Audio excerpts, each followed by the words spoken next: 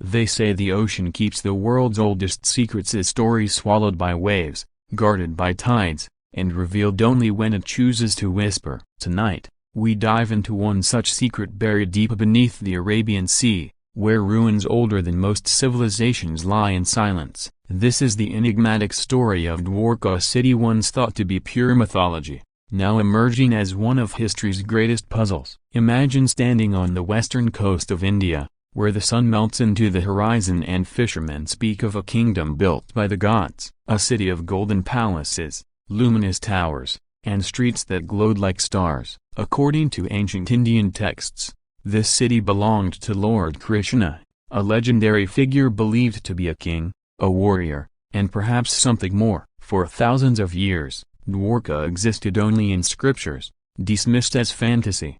But in the year 2000, something extraordinary surfaced from the dark sea, but is something that challenged everything we thought we knew. Our story begins with an exploration team from the National Institute of Oceanography lowering instruments into the waters near Gujarat. What they discovered would shake the archaeological world. Sonar scans revealed massive geometric structures stretching across the ocean floor, walls, pillars, and grids that had no business being there. The layout was sophisticated, planned, and unmistakably man-made. Yet the real shock came when samples retrieved from the site were carbon-dated. The results suggested the ruins were around 9,000 years old. That's older than the Egyptian pyramids.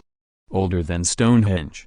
Older than the earliest known cities of Mesopotamia. If this was true, then the Dwarka described in mythology wasn't just a tally, it was history. But let's go back thousands of years, to when legends say Dwarka was alive. Ancient texts describe a city built on the shores of a vast ocean, protected by towering walls and connected by magnificent bridges. It was said to be constructed in just 2 days by celestial architects. Its palaces shone with gold, silver, and emeralds. And at its heart stood Krishna's throne room, where justice was served, wars were ended, and diplomacy was crafted. As population grew, the city sparkled even brighter. Markets buzzed with traders from distant lands, soldiers marched in shining armor, and musicians filled the air with melodies. This was not just a city, it was a symbol of power, knowledge, and divine brilliance. But its glory wouldn't last. According to the Mahabharata, Krishna foresaw the city's destruction. After a devastating war, he left Dwarka, and the moment he did, the ocean began to rise. Waves swallowed the city, collapsing buildings, erasing streets, and burying the kingdom forever. For centuries, people believed this to be symbolic, a poetic way to end a myth. But the ocean floor tells a different story. When divers reached the site, they found stone blocks arranged with precision. They found steps carved into rock, anchors used by ancient ships, and pottery fragments that belonged to a world long forgotten. Some structures were massive, larger than anything expected from the Terra. Suddenly,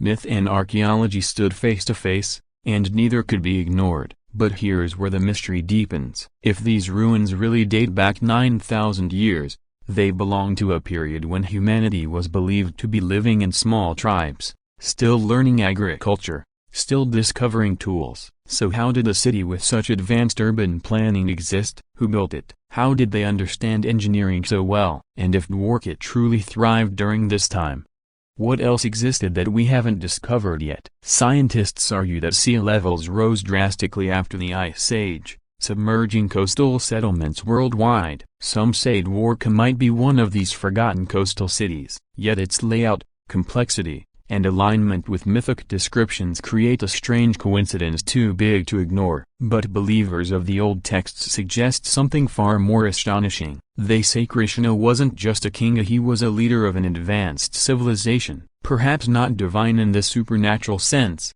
but divine in knowledge and power. Could Dwarka have been a technologically sophisticated ancient city, misunderstood by modern science? Could events described as miracles simply be lost technologies? Some historians point to descriptions of flying vehicles, energy weapons, and glowing structures found in ancient Indian literature. While most dismiss these as metaphor, others argue that metaphor often hides memory, a memory of something real, interpreted through ancient eyes.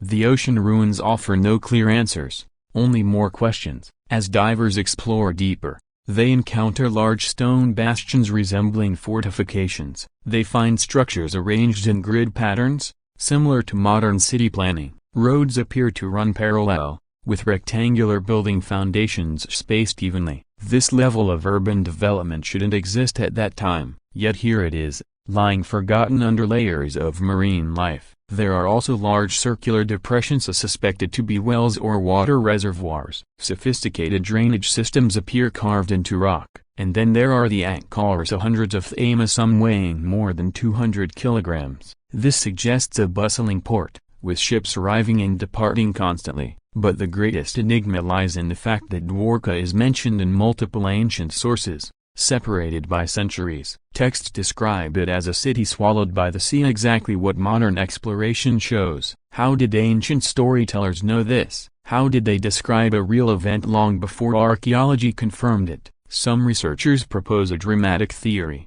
that the legend of Atlantis and the story of Dwarka might be echoes of the same global event, ancient civilizations wiped out by sudden flooding. Perhaps humanity's earliest chapter wasn't as primitive as we imagine. Perhaps incredible coastal cities existed long before recorded history, only to be erased by nature. But Dwarka holds another twist. Local fishermen often speak of strange lights beneath the waves. They describe feeling sudden vibrations, as if something ancient still moves in the depths. Some even claim to hear metallic echoes from below, like forgotten machines awakening. While scientists dismiss these as natural underwater sounds, the fishermen insist this sea remembers. There's also the matter of artifacts disappearing. Several divers have reported seeing inscriptions etched into stones, symbols that vanish or erode when removed from water. Some believe this is due to the material's reaction to air. Others believe the ocean protects its secrets intentionally. The Indian government has restricted access to certain sections of the ruins, leading to speculation that more advanced discoveries might be hidden from public view. Are they protecting fragile archaeological remains, or something too controversial for mainstream understanding? Even the dating of the ruins remains disputed. Some scientists challenge the 9,000 year estimate and argue for much later dates. But the evidence is inconsistent, and no one agrees. The truth remains trapped beneath waves, whispering an ancient riddle. Picture this: a city once alive with laughter, music, trade, and royalty. A city believed to be mythical. A city lost to the sea. And now, piece by piece, it rises again, and not physically, but in the world's imagination. Dwarka forces us to question our assumptions. It challenges the timeline of human civilization. It blurs the line between myth and reality. Perhaps somewhere beneath the coral and sand lies the answer. Perhaps the ruins are only the outskirts of a much larger settlement still buried deeper. Perhaps advanced civilizations lived, thrived, and disappeared long before we have any record. For now, Dwarka remains a sunken mystery, a one that refuses to reveal whether it was a myth that became history, or history that became myth.